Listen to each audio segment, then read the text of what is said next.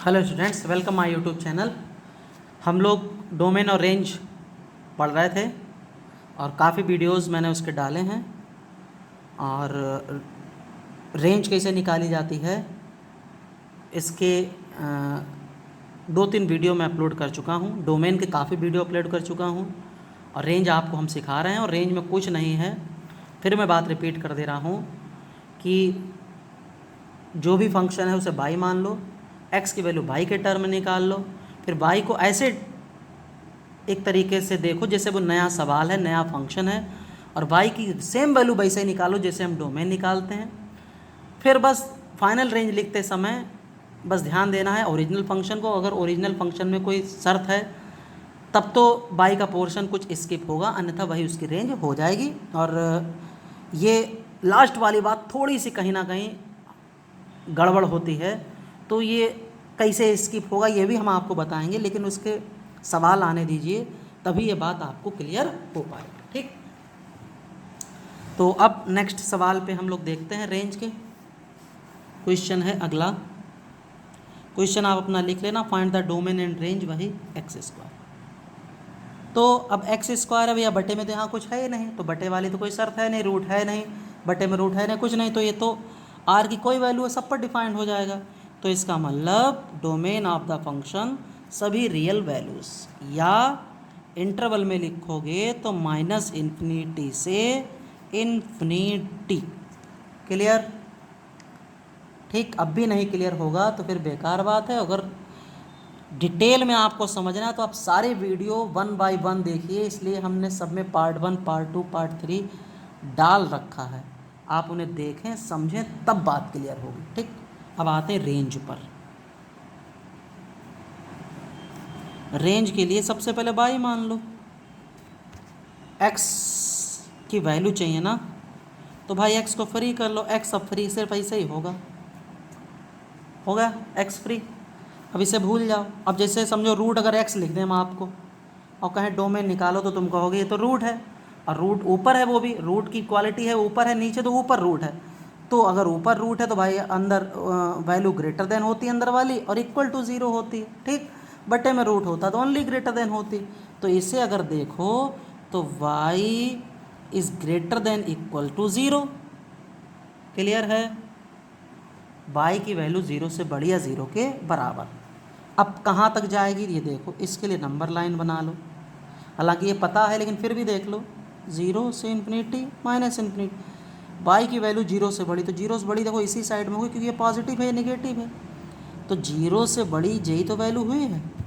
तो यानी कि बाई बिलोंग कर रहा है 0 से इन्फिनिटी, इन्फिनिटी पर तो ओपन। अब क्या हम 0 पर ओपन इंटरवल लगाएं या क्लोज्ड, ये तुक्का नहीं मारना, ये क्लियर रखना है। तो अगर यहाँ पर देखो तो भैया बाई 0 से बड़ा है 0 के बराबर, जैसे यहाँ 1 है, 2 है, 3 है, 4 है, तो ये सारी बड़ी वैल्यूज़ हैं, ये 0 है। तो इक्वल टू का मतलब क्या हुआ कि भाई 0 भी शामिल है इसमें, तो इसका मतलब 0 पर लगेगा यहाँ पर क्लोज्ड ब्रैकेट। ये तो बाई हो गया। क्लियर है? अब या फाइनल रेंज लिखेंगे तो देखो यहाँ तो एक्स स्क्वायर है, कोई ऐसी शर्त नहीं, कोई दिक्कत नहीं है। ठीक, कि ये डिफाइन है या नहीं ऐसी कोई बात ही नहीं। तो फाइनल रेंज जो हो जाएगी, range of function R F, या रेंज ऑफ फंक्शन 0 से इन्फिनिटी, इस पर क्लोज्ड, इस पर ओपन, यही इसका हो गया आंसर। ठीक, समझ गए? चल अगले भी क्वेश्चन पर।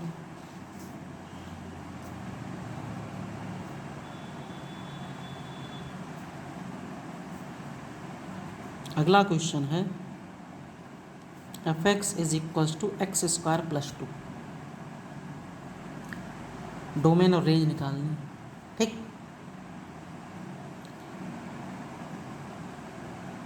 यहाँ पर बटे में 0 है नहीं, ऊपर रूट है नहीं, नीचे रूट है नहीं, अब कोई दिक्कत नहीं, सारी वैल्यू पे डिफाइन होगा, क्योंकि अगर यहाँ 0 भी रखोगे तो 0 प्लस 0 0 प्लस 2 यानी 2।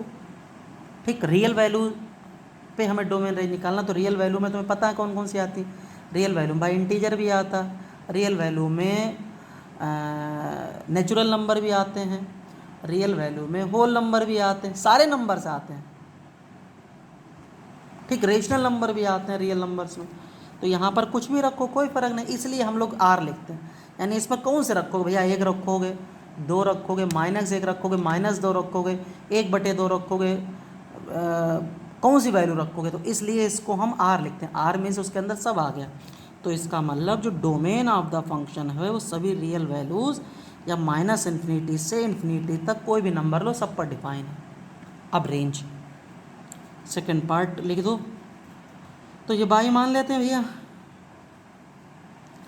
एक्स को फ्री करना है तो लो भाई एक्स फ्री हो गया फ्री। अब एक्स फ्री हो गया, अब एक्स स्क्वायर है ना y -2, ठीक है। अब एक सवाल और दिमाग में आ रहा होगा आपके कि जब हमने स्क्वायर रूट लिया तो यहाँ प्लस माइनस क्यों नहीं लगाया, ये भी तो है। तो उससे कोई दिक्कत यहाँ पर नहीं, ठीक। हमें y की वैल्यू चाहिए है और y मीन्स रेंज जिसे कहते हैं मिनिमम वैल्यू से लेके मैक्सिमम वैल्यू, तो यहाँ आप प्लस माइनस नहीं लेंगे कोई दिक्कत नहीं। अब यहाँ देखो रूट आ गया है, अब ये एक तरीके नया सवाल बन गया। जब नया सवाल बन गया है तो भैया नए सवाल की तरह ट्रीट करो। अब रूट है वो भी ऊपर, तो ऊपर रूट की क्या शर्त होती है कि ऊपर अगर रूट है तो उसकी वैल्यू 0 से बड़ी या 0 के बराबर, ठीक। यानी कि y -2 greater than equal to 0, ठीक है, क्लियर बात। अब कहो इधर इसे 2 ले आए कोई दिक्कत नहीं, बस ये तो पता ही है तुम्हें y की वैल्यू 2 आएगी, कैसे आएगी पीछे ये भी बता चुके हैं। क्रिटिकल पॉइंट से y -2 बराबर 0, y की वैल्यू तो सब पीछे बता चुके हैं। यानी नंबर लाइन पर अगर जाओ तो ये 2, ये +∞, ये -∞, 2 से बड़ी यानी पॉजिटिव। और ऐसे अगर नहीं सोच सकते तो ऐसे सोचो, अगर 2 से इधर वाली रखोगे 3 रखोगे, 3 -2 यानी पॉजिटिव, तो भैया देखो 0 से बड़ा है, शर्त लागू है। अब तुम इधर रखो 2 से छोटा 1, 1 -2 माइनस, ये जबकि है ग्रेटर देन 0 तो ये शर्त लागू नहीं, यानी कि ये वैल्यू ले ही नहीं सकते। ये वैल्यू ऐसे चाहे कर दो, ये वैल्यू छूट जाएगी, चाहे ऐसे कर दो, जो चाहे डिज़ाइन बनाओ कोई फ़र्क नहीं। तो यही वैल्यू तो सिर्फ फंक्शन को डिफाइन कर रही हैं। तो इसका मतलब जो y बिलोंग करेगा वो 2 से इन्फिनिटी, इस पर तो भैया ओपन ही आएगा। अब इसकी बात कर लो, अगर यहाँ पर हम 2 रखें तो 2 - 2 0, यस, एक ग्रेटर देन इक्वल टू 0, यानी कि 2 पर भी ये डिफाइन है, क्योंकि रूट के अंदर ऊपर अगर है तो 0 से बड़ी या 0 के बराबर, तो 2 रखने पर भी ये फंक्शन डिफाइन है, सही है। तो इस पर आएगा भैया क्लोज्ड ब्रैकेट आ गया। अब क्या करनी है, इसे देखना है। तो फिलहाल तो इसमें कोई शर्त ऐसी है नहीं, रूट कुछ है ही नहीं, रूट वाले में ही हमने आपको बताया। तो इसका मतलब ये है जो फाइनल रेंज हो जाएगी, रेंज ऑफ फंक्शन शॉर्टकट में RF 2 से इन्फिनिटी और 2 पर ब्रैकेट आएगा क्लोज्ड, ठीक है, क्लियर। अगला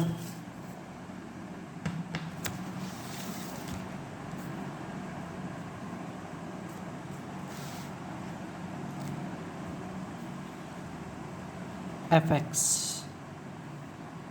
इज इक्वल्स टू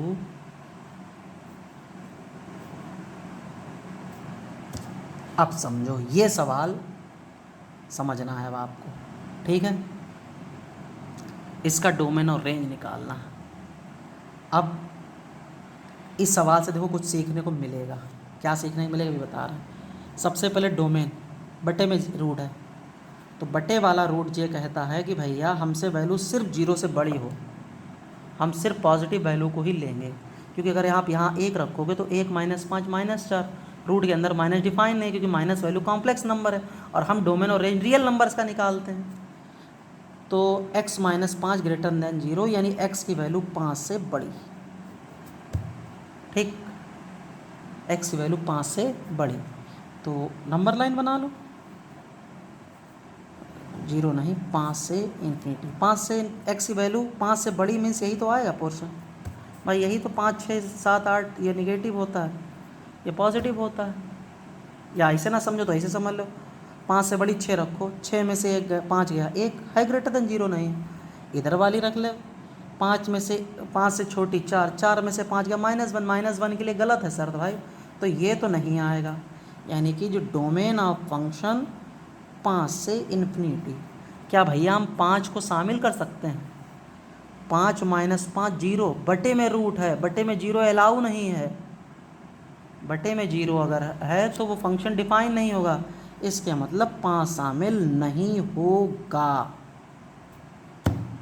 ठीक, समझ में आ रही बात? अब देखो इसका रेंज जरा समझना है।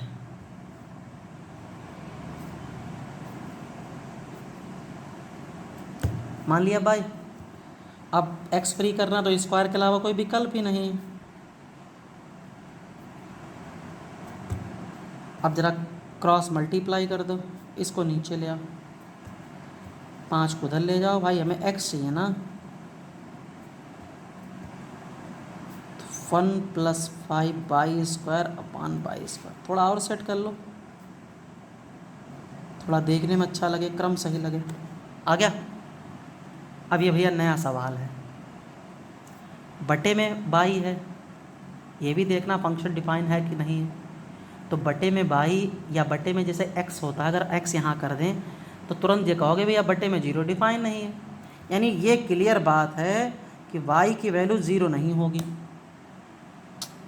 एक तरीके से न्यू फंक्शन मानो, हम क्या कर रहे हैं, हमने सब पीछे लिख रखा है, ये न्यू फंक्शन है आपका, तो y की वैल्यू 0 रखोगे तो ये डिफाइन ही नहीं है, 0 पर डिफाइन नहीं है। ठीक, अब आगे बात करो, तो इसका मतलब कोई भी वैल्यू लो लेकिन 0 ना लो। अब कोई भी वैल्यू लेने पर यहाँ देखो प्लस रखोगे तो भी प्लस रहेगा क्योंकि ये स्क्वायर है, और माइनस रखोगे तो भी प्लस रहेगा क्योंकि ये स्क्वायर है। ठीक है, तो y की वैल्यू 0 पर डिफाइन नहीं है, तो इसका मतलब जो y बिलोंग करेगा वो भैया कह रहा सभी वैल्यूज़, लेकिन बस 0 ना लेना, 0 पर हम डिफाइन नहीं है। ठीक है, y बिलोंग कर गया r से y की कोई वैल्यूज़ लेकिन 0 पर डिफाइन नहीं है। अब ज़रा बात समझना, 0 y कह रहा है कि कोई वैल्यू लो लेकिन 0 ना लो, तो अगर कोई वैल्यू ले, मान लो हम r मीन्स रियल वैल्यू जिसके अंदर सब कुछ आता है, हम 1 ले लें। अब देखो ओरिजिनल फंक्शन देखना, 1 अगर ले रहे हैं हम, ठीक, तो क्या फंक्शन डिफाइन होगा? 1 लेने पर फंक्शन डिफाइन होगा। तो बात पहले से ही हम बता रहे हैं कि रूट कभी निगेटिव वैल्यू को अलाउ नहीं करता, यानी यहाँ पर x की ऐसी कोई भी वैल्यू नहीं होगी जिसके कारण ये y का मान निगेटिव दे। भाई बताओ, यहाँ क्या x1 पॉसिबल है? नहीं पॉसिबल है क्योंकि y निगेटिव आएगा। 2 पॉसिबल है? नहीं पॉसिबल है क्योंकि y निगेटिव आएगा। 3 पॉसिबल है? नहीं पॉसिबल है भाई, निगेटिव आएगा। 4 नहीं, 5 नहीं क्योंकि 0 बन जाएगा। 6 है, 6 है। क्या माइनस की वैल्यू पॉसिबल है? -1 -5 -6 नहीं पॉसिबल है। -2 पॉसिबल, -2 -5 -7 नहीं पॉसिबल है। यानी कि x की यहाँ पर ऐसी कोई भी वैल्यू पॉसिबल नहीं है कि y का मान निगेटिव आए। अब बात को देखो यहीं पर समझना है, अभी तक जितने सवाल लगे थे उसमें हमने ये बात कही भी थी, हमने ये बात हम आपको तब क्लियर कर पाएंगे जब रूट आएगा। और देखो यहाँ रूट आया है, अभी तक जितने सवाल लगे थे तो यही उसकी रेंज हो जाती क्योंकि ऐसी कोई शर्त नहीं थी। तो x की जैसे यहाँ पर वो कह रहा y के वो मान संभव हैं बस 0 को छोड़कर, सभी रियल मान संभव, और सभी रियल मान में मतलब सब आते हैं, नेचुरल भी आता है, इंटीजर भी आता है, ठीक, सारे मान आते हैं। तो रियल का मतलब ये है, तो नेचुरल तो होगा ही होगा मान लो, ठीक। इंटीजर में अगर देखें तो इंटीजर प्लस के भी होते हैं, इंटीजर माइनस के भी होते हैं, भाई 0 1 2 3 +1 -1 -2 -3। तो इसका मतलब r में वो भी वैल्यू आ रही है माइनस की, यानी y का मान माइनस का भी मिल रहा है। y का मान r की वैल्यू, भाई ये y की तो वैल्यू है, y इसमें बिलोंग कर रहा, मतलब ये y की तो वैल्यू है। तो r में बिलोंग कर रहे हैं, यानी सभी रियल नंबर्स पर बिलोंग कर रहे हैं, यानी बाई की वैल्यू सभी रियल नंबर्स है जीरो को छोड़कर। तो इसका मतलब बाई में निगेटिव भी है, यानी बाई की वैल्यू क्या निगेटिव आ रही है। भाई हमने मान लो रियल नंबर्स ये है, हमने -1 ले लिया, यानी बाई का मान -1 है। लेकिन यहाँ अगर देखो क्या एक्स की किसी वैल्यू पर बाई निगेटिव आ रहा है, नहीं आ रहा। तो ये कैसे कह सकते हो कि यहाँ पर फंक्शन निगेटिव में डिफाइन है, यहाँ पर तुम बाई की वैल्यू ले रहे हो, क्योंकि रेंज का मीन्स बाई ही तो है, रेंज का मीन्स बाई ही तो है। तो इसका मतलब यहाँ पर बाई की ऐसी कोई वैल्यू, एक्स की ऐसी कोई वैल्यू नहीं है, कोई भी, कि बाई को वो निगेटिव मान दे सके। तुमने -1 रखा, वो 1 रखा, और ये -5 आया, -5 का रूट के बाहर, वो सॉरी -4 आया। 4 तो होता संभव है, क्या -4 रूट के बाहर संभव है? नहीं संभव है।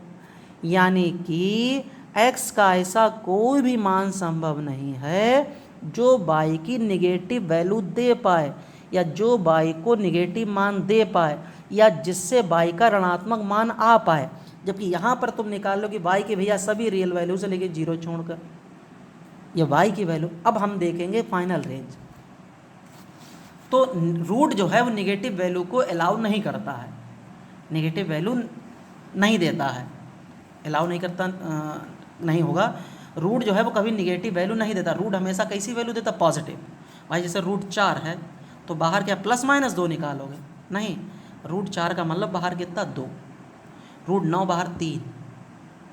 ठीक, तो इसका मतलब ये है कि ओरिजिनल फंक्शन में बाई की वैल्यू निगेटिव पॉसिबल नहीं है। लिखो यहाँ पर, हिंदी में लिख लो, ओरिजिनल फंक्शन में, ये मतलब एक तरीके से तुम लोगों के समझने के लिए है। बाकी यहाँ पर जैसे ये है, अभी डायरेक्ट आंसर लिखेंगे वही आप लिख सकते हैं, कोई सी दिक्कत नहीं।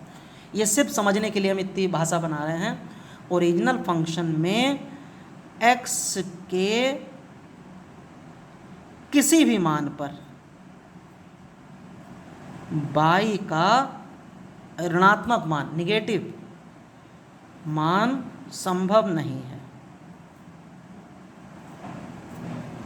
जबकि ये कह रहा है कि सभी रियल वैल्यूज़ होंगी 0 को छोड़कर। इसका मतलब जब निगेटिव मान संभव नहीं है तो इसका मतलब इस रियल वाले में से हम निगेटिव वैल्यू नहीं चूज़ कर सकते हैं, हम सिर्फ पॉजिटिव वैल्यू लेंगे। निगेटिव वैल्यू बाई की है नहीं, ठीक, सही है, पॉसिबल नहीं, यानी संभव नहीं है। तो इसका मतलब है बाई बिलोंग्स आर, और ये 0, तो